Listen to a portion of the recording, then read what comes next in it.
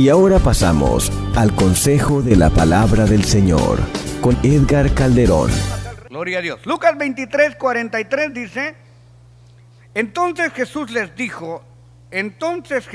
dijo, de cierto te digo que hoy estarás conmigo en el paraíso. Una vez más, Lucas 23:42.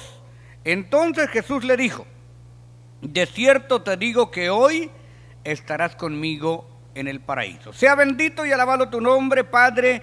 Te damos gracias por tu inmensa misericordia de concedernos predicar tu palabra. Realmente, Señor, no hay ser humano que tenga el derecho de hacerlo, pero en tu sublime gracia has depositado tu aceite santo en vasos de barro. Te adoramos y te bendecimos por este beneficio y te rogamos que pongas en nuestro ser mente alerta, oído dócil y corazón dispuesto. En el nombre de Jesús, amén. Podéis sentaros. Queridos hermanos, este acontecimiento pasó hace 2021 años.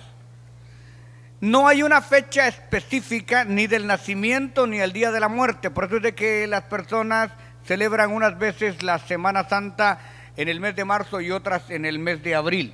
Sin embargo, de que aconteció. Es algo tan cierto como los rayos del sol, tan cierto como la vida misma. El Señor está en uno de los episodios más duros que jamás una especie humana haya podido soportar. Solamente el Señor Jesucristo, que fue perfectamente Dios y perfectamente hombre, y el único Dios, el único mediador entre Dios y los hombres, podía soportar una carga tan pesada. Y lo más admirable no es el dolor, no es el flagelo, no es darle a beber vinagre, sino la cordura, la templanza, la valentía que él tiene al pasar por este momento. Fíjese usted que mientras va en el camino hacia el Gólgota, se detiene todavía para predicarle a las mujeres que lloraban. Y les dice: hijas de Jerusalén, no lloréis por mí, sino llorad por vosotras mismas, porque vendrán días en que dirán a los montes: caed sobre nosotros, y a los collados cubridnos, porque si del árbol verde hacen estas cosas, ¿qué no harán del árbol seco? O sea, yendo con la cruz, cargando todo el pecado del mundo, siendo bofeteado y escupido, todavía se detiene para decirle: hey, no lloren por mí, lloren por ustedes, no se lamenten por mí. Todavía les consuela. Cuando llega a la cruz y está pasando el tiempo más traumático de su agonía, alguien cree en él como la última persona. De acuerdo a los estudiosos, dicen que fue el último que creyó en vida, porque después se convierte en Nicodemo, después se convierte en los soldados, después se convierte en mucha gente. ¿Y quién no se iba a convertir? Si en el momento que él entrega el alma, el sol se oculta, hay tinieblas, siendo completamente de día, hay un terremoto, o sea, el respaldo irrestricto del Padre sobre el sacrificio del Hijo. Pero estando todavía en vida, uno de los malhechores, la tradición dice que estaba el buen ladrón y el mal ladrón. Mentira, los dos eran ladrones y los dos eran malos. El problema es que uno se arrepintió, y eso es lo bueno. No importa la condición del ser humano, lo interesante es que se arrepienta, que se convierta y que cambie de vida.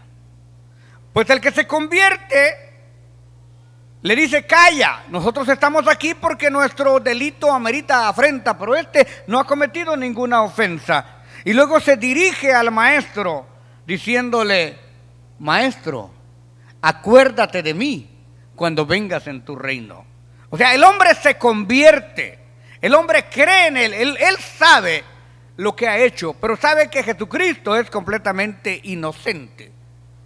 Y en este momento tan hermoso, la autoridad suprema del Rey de Reyes y Señor de Señores se hace patente, se hace manifiesta con una autoridad que solamente Él tiene, porque ningún hombre en la tierra puede perdonar pecados, ningún hombre en la tierra puede dar salvación. No se puede comprar la salvación con el dinero. El que tiene toda la autoridad, el que tiene las llaves de la muerte, el que tiene las llaves del Seol, El que tiene las llaves del cielo, quiero aclarar esto, la gente piensa que Pedro anda con un manojo de llaves abriéndole al que él quiere.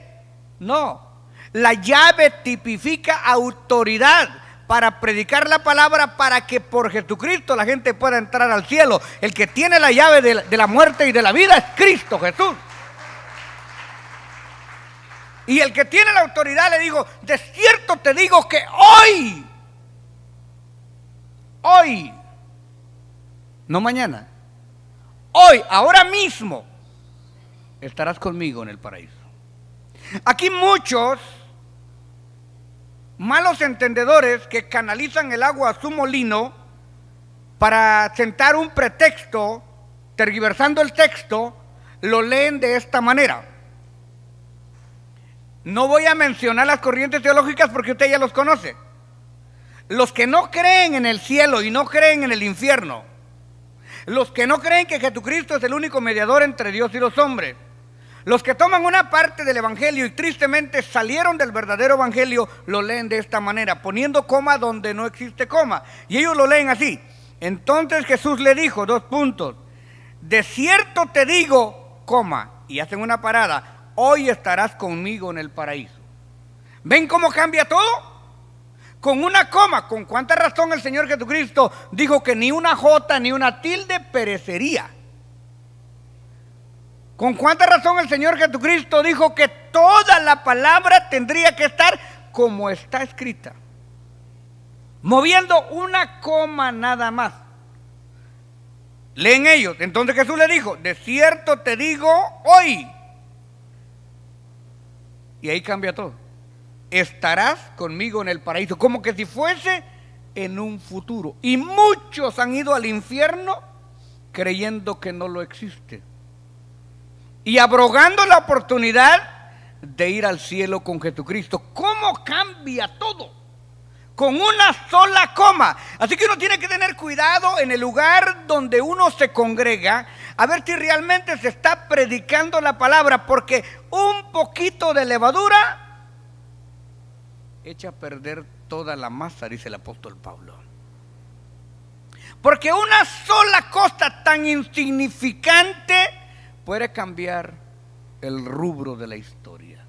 Una sola coma está diciendo, si lo leemos así, pero mire usted, cuando nosotros llegamos a la Reina Valera, la reina de todas las versiones, nos percatamos que no es el hermano Calderón y el pastor X el que hizo esta traducción.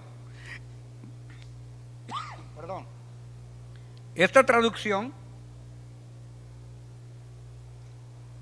fue hecha por un filósofo lingüista llamado Casidoro de Reina y cotejada, supervisada y revisada por Cipriano de Valera, por eso lleva su nombre. Pero en realidad es una sociedad bíblica internacional.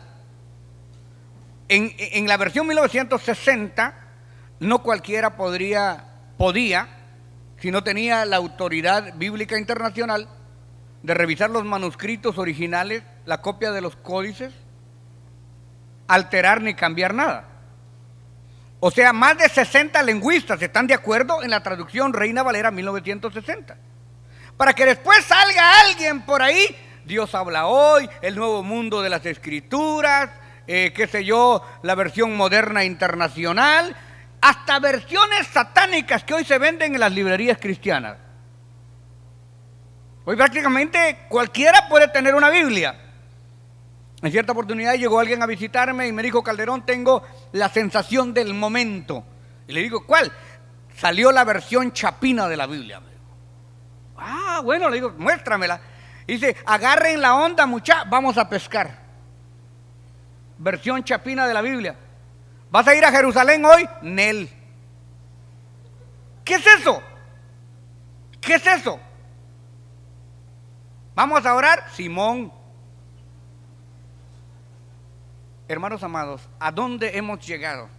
A mí me dio una risa, me dio tristeza, porque ¿cómo se les ocurre? Al rato una versión mexicana, versión salvadoreña, ya no va a decir rubio, va a decir chele. ¿Me explico? ¿Qué sería para los suramericanos? Va a ser catire, y para los mexicanos va a ser güero, ¿no? La Biblia no cambia. Es que lo hacemos para que el pueblo entienda, para que el vulgo entienda. Jesucristo le habló al pueblo, le habló al vulgo en un sentido de elevar el nivel intelectual y espiritual a la estatura de Él. Él no se bajó, Él hizo que ellos subieran. Imagínense usted si todos los maestros que nosotros tuvimos nos hubiesen hablado de esta manera, cuando nosotros hubiésemos aprendido a hablar el español más o menos bien. Si usted hubiera llegado con el maestro y usted le hubiera dicho al maestro en aquel tiempo, ¿no? Que usted hubiera entrado, buenos días maestro, ¿qué onda? ¿Qué iba a hacer el maestro con usted? Como que llegue hoy y le dice, what's up? El maestro inmediatamente se le queda viendo, ¿cómo que qué onda? Siéntese ahí, ponga la mano, le daba con la regla y se le dice, buenos días profesor. ¿Me explico? Los maestros estaban para corregir y para enseñar, no estaban para tolerar y soportar como ahora. Ahora ha cambiado todo, ¿no es cierto? Ahora el niño es el que manda en la casa. Y Dios guarde que lo corrijan en la escuela, porque los derechos o los desechos humanos intervienen inmediatamente. Entonces, hermanos apreciados, aquí estamos hablando de una versión ya completa, guiada y supervisada directamente por el Espíritu de Dios, y nadie puede venir a cambiarla. Nadie. Lo que he escrito, mire, hasta Herodes tuvo los pantalones, a pesar de que fue mediocre en entregar a Jesucristo. Cuando los judíos se dieron cuenta que había escrito lo que arriba dice Imri de la cruz, quiere decir este es el rey de los judíos, en letras griegas y latinas. Entonces llegaron los judíos y le dijeron, no, te equivocaste, perdón, Pilato, disculpe, era Pilato, te equivocaste, Pilato, ahí debías haber puesto, él dijo, soy rey de los judíos. Mire, ya querían cambiarlo, ¿no? Porque él puso, este es el rey de los judíos. Y ellos dijeron, te equivocaste. Hubieses escrito, él dijo, soy el rey de los judíos. Y se le quedó viendo Pilato y le dijo, ¿saben qué? Usted no le puede enseñar a orar a Dios. Ustedes no pueden hacer eso. Lo que he escrito, escrito está. Y ahí si les gusta, bueno, y si no les gusta, bueno. Yo no voy a cambiar la Biblia para que la Biblia se ajuste a mi forma de vivir. Soy yo el que tengo que cambiar a lo que la Biblia me tiene que exigir. Si es para Dios, dárselo con todo su corazón. Así que el punto aquí, entonces Jesús dijo, de cierto te digo, hoy estarás conmigo en el paraíso, estableciendo un lugar específico que es el paraíso.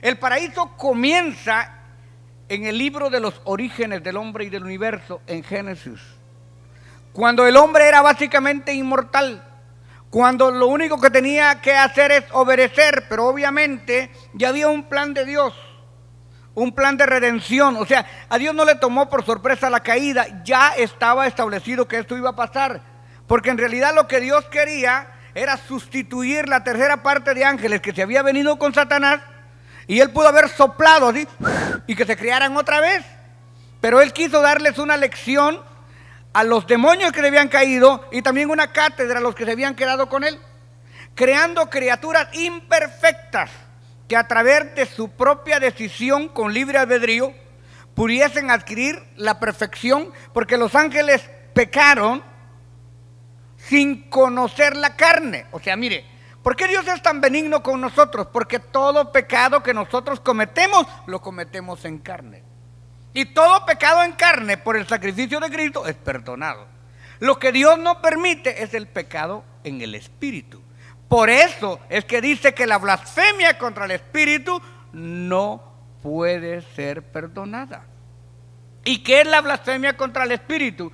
Es atribuir a Satanás lo que Dios hace, o viceversa, atribuir a Dios lo que hace Satanás.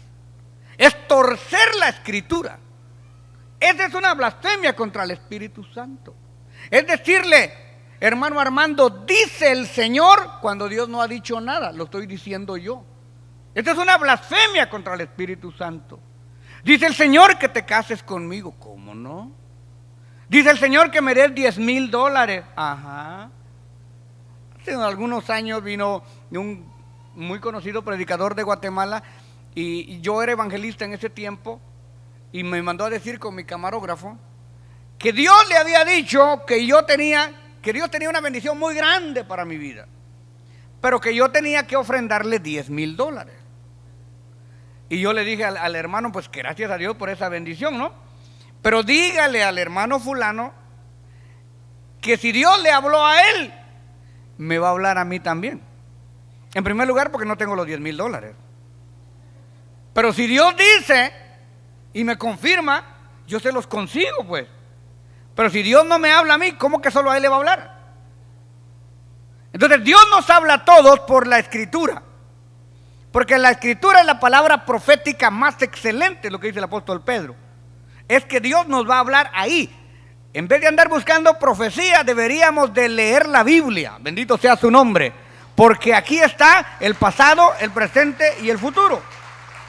Además, en el capítulo 11 de Primera de Corintios dice claramente: y las profecías se acabarán. Y el mismo Señor Jesucristo dice que la ley y los profetas llegaron hasta Juan. Y Pablo dice que el último apóstol como abortivo es él. Entonces no nos podemos perder. Si la Biblia dice que hay 12 apóstoles del Cordero y la Nueva Jerusalén tiene 12 fundamentos y en cada fundamento está escrito el nombre de uno de ellos, ¿dónde van a estar los otros 20,000 apóstoles de hoy? O sea, hermanos amados, tenemos que entender que lo que es la Biblia es la Biblia. Entonces Jesús le dijo: de cierto te digo que hoy estarás conmigo en el paraíso. ¿Dónde empezó el paraíso? Ahí, en el huerto del Edén. Alguien dijo el huerto del Adán. Digo, no, en el huerto del Edén. Pero por la causa del pecado, Dios tuvo que poner un ángel que circuncidara el territorio para que no tomaran del árbol de la vida y vivieran para siempre. Y el paraíso fue transferido al cielo. Tengo el elemento básico para decírselo. Lo que es el paraíso ahora en la tierra es un territorio al sur de Irak, que satanizado Saddam Hussein lo hizo vertedero de restos de petróleo con el fin de desaparecerlo de la tierra y de contaminarlo. Afortunadamente el gobierno cambió e Irak ha empezado una serie de limpiamiento ahí para poder hacerlo un lugar turístico y remembrar los lugares, porque la Biblia se especifica que era donde convergían los ríos más importantes y se puede encontrar en la tierra. Ahora el Señor lo transfiere al cielo. Y escuche muy bien esto: el Señor tiene toda la autoridad para hacerlo. ¿Y cómo es que lo transfiere? Apocalipsis capítulo 2 verso 7 dice: el que tiene oído oiga lo que el Espíritu dice a las iglesias. El que venciere, le daré a comer del árbol de la vida, el cual está en medio del paraíso de Dios. Ya no está en la tierra, está en medio del paraíso de Dios, en la Nueva Jerusalén. Y aquí, mis queridos y apreciados hermanos, vamos a tomar las palabras literales de nuestro Señor Jesucristo, que nos hablaba de forma poética, pero que no dejaba de ser real. Encontramos en Lucas capítulo 16 verso 19. Aquí el Señor está hablando de una forma metafórica, pero está contando una historia que había acontecido más o menos allá por el mismo tiempo de Job. El Señor Jesucristo nunca habló cosas sacadas de la manga, sino que siempre tenía una base para establecer lo que él enseñaba. Lucas 16, 19 dice: y había un hombre rico que se vestía de púrpura de lino fino y hacía cada día banquete con esplendidez. Y había también un mendigo llamado Lázaro que estaba echado a la puerta de aquel lleno de llagas, y ansiaba saciarse de las migajas que caían de la mesa del rico, y aún los perros venían y lamían las llagas. Aconteció que murió el mendigo y fue llevado por los ángeles al seno de Abraham, y murió también el rico y fue sepultado. Aquí el problema no es ser rico, el problema es ser malo. Porque hay ricos buenos que también se salvaron, como el dueño del aposento alto, como el que financió la cueva donde enterraron al Señor Jesucristo. O sea, hay ricos buenos y hay ricos malos. Como hay pobres, no porque el hecho de que usted sea pobre se va para el cielo. Hay dos desgracias juntas: pobres y creídos. O sea, el hecho de que uno sea pobre no quiere decir que sea santo. Pero si hay pobres santos, y hay pobres humildes, y hay pobres llenos de Dios, y es la mayoría, gracias al Señor. Verso 23: y en el Hades, diferentes versiones le pueden decir Gehén, Ageen, que en realidad era un vertedero de basura al sur de Jerusalén, y ahí le prendían fuego a lo que no podían ya utilizar, y es exactamente lo que simboliza Hades, el lugar donde se quema la basura, lo que no sirve. En el Hades alzó sus ojos, estando en tormento. O sea, aquí habla, y Jesucristo habló más del infierno que del cielo. Ahora yo quiero aclarar, yo no le sirvo a Dios por miedo a ir al infierno. Aunque no hubiera infierno, yo le serviría a Dios por amor. No le sirvo por miedo. Pero sí hay un infierno y no puedo sacarlo de la Biblia. Porque el Señor Jesucristo lo mencionó tantas veces. Dentro de ellas, si tu ojo te es ocasión de caer, sácalo. Imagínese usted. Si tu mano te es ocasión de caer, córtala. O sea, tantas veces que si le dijéramos a un hermano raca, que quiere decir tonto, seríamos culpados del lago de fuego. Así que hay suficientes elementos. Pero bueno, para ir terminando, dice, en el Hades alzó sus ojos estando en tormentos y vio de lejos a Abraham y a Lázaro en su seno. Aquí Abraham tipifica la figura paternal de Dios, como tomamos a Abraham como el padre de la fe, no porque él haya hecho la fe, ni porque sea el padre de nosotros, sino que es un sentido simbólico. Y entonces aquí, de acuerdo a lo que conocía el rico, se le pone a Abraham en el prototipo de Dios. ¿Por qué? Porque nosotros vamos a ser juzgados por lo que conocemos, no por lo que no conocemos. Es decir, si su abuelito no conoció a Cristo porque nadie le predicó de Cristo, él va a ser juzgado de otra manera. Pero si usted le hablaron y le predicaron de Jesucristo y fue renuente o se cayó de la gracia, va a ser juzgado de otra manera. Por eso hay 7 dispensaciones y hay diferentes formas de cómo Dios va a juzgar. Padre Abraham, ten misericordia de mí y envía a Lázaro para que moje la punta de su dedo en agua y refresque en mi lengua, porque estoy atormentado en llamas. Este rico estaba acostumbrado a mandar en la tierra y quería seguir mandando ahí arriba.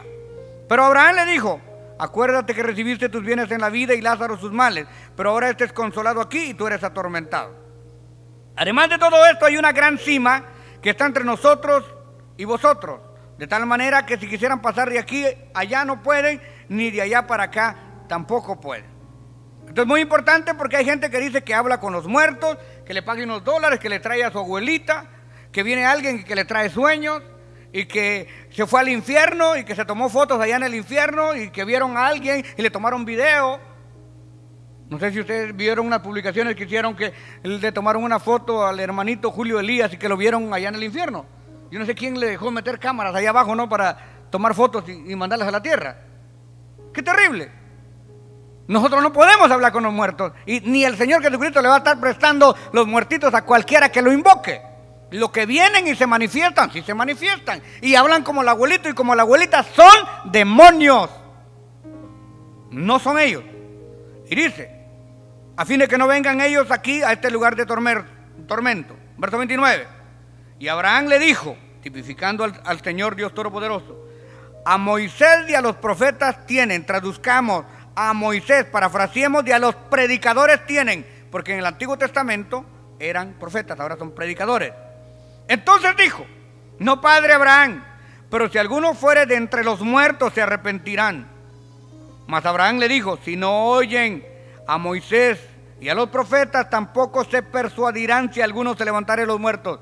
Si no escuchan a los predicadores vivos que están ahora predicando, ¿cómo se persuadirían si se levantara uno de los muertos? Así que hay un paraíso. Y el que tiene la autoridad para que entremos a ese paraíso, el único que tiene la autoridad, es nuestro Señor Jesucristo. No hay salvación debajo del cielo, no hay otro nombre dado a los hombres en el cual podamos ser salvos, solamente en Jesucristo. Juan capítulo 12, verso 26 dice, promesa de Dios, palabra de Dios, Juan 12, 26, si alguno me sirve, sígame. Y donde yo estuviere, también estará mi servidor. Por eso, vimos que el paraíso estaba en el seno, en la presencia de Dios. Si alguno me sirve, sígame. Y donde yo estuviere, también ahí estará mi servidor. Si alguno me sirviere, mi Padre le honrará. Por si quedase alguna duda, Juan capítulo 14 y su verso 2 dice, en casa de mi Padre muchas moradas hay. Si así no fuera, yo os lo hubiese dicho. Voy pues a preparar lugar para que donde yo esté, vosotros también estéis. Voy pues a preparar lugar para que donde yo esté, vosotros, yo que usted le daría un aplauso fuerte al Señor. Voy a preparar lugar para que donde yo esté, vosotros también estéis. Déselo fuerte, fuerte, fuerte, fuerte al Señor. Yo le digo alguna cosa. Con esta me voy. Usted no está perdiendo su tiempo en el Evangelio. Usted está invirtiendo en el reino de los cielos. Escúcheme por favor. Todo lo que usted mira aquí, todo aquí se va a quedar. Los discípulos quisieron impresionar al maestro y le dijeron: mira qué templo, qué bueno, mira ese edificio, estas cortinas. Y Jesucristo les dijo: no quedará piedra sobre piedra que no sea destruida. Todo lo que está aquí, los Mercedes-Benz, los Ferrari, los Lamborghini, los relojes, los perfumes, los zapatos, las carteras, los hombres más guapos, las mujeres más bellas, todo se desintegra y aquí se queda. Nosotros estamos luchando por moradas eternas. Nosotros nos arrepentimos, nos reconciliamos, buscamos, oramos, ayunamos, perdonamos. Aleluya. Es porque queremos morar con Cristo, no por miedo al infierno. Es porque queremos estar con Él en el paraíso. Gracias por su sintonía y esté pendiente porque en cualquier momento podría estar con usted Edgar Calderón en Palabra Unida. Tenemos servicios todos los días a las 7 de la noche. Los viernes, vigilia y clamor bajo la unción de Dios. Los sábados y domingos, tremendas campañas evangelísticas. Y los lunes, gloriosos conciertos de alabanza con los más reconocidos intérpretes de la música cristiana. Llámenos ahora mismo, 213-840-7500, 213-840-7500. Estamos esperando por usted, 213-840-7500, 213-840-7500. Palabra ungida, tu vida cambiará.